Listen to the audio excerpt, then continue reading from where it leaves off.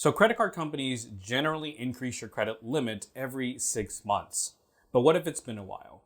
Are you feeling the love from your credit card? Today we're going to talk about how to increase your credit limit on your own without waiting on your credit card company. So when you're asking for a credit limit increase with your own credit card company, they're going to look at a couple things before they decide.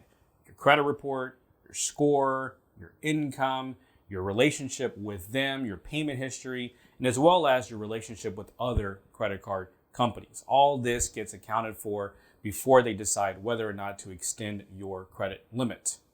So what are some things that you can do to increase your odds of getting approved for an increase? Well, one, make sure your credit score is in the high 600s. Credit card companies love that. That's what they're looking for. Two, make sure that you have a solid payment history with this existing credit card company you're talking to.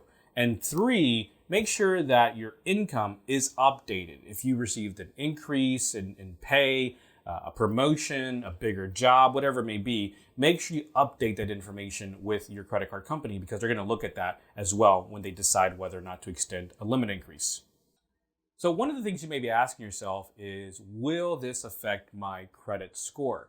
And it really just depends on the credit card company on how they obtain your credit information. There's soft pulls and then there's hard inquiries. So it just depends on what they use. So if it's a soft one, it's not going to affect your credit score whatsoever. If it's a hard pull, it will. And how you find out is if you're just looking at the fine print somewhere when you're getting ready to request your limit, if you see something like may have an effect on your score or will have an effect, that's going to be a hard inquiry. If you see something that says will have no effect on your credit report, then that's going to be a soft one.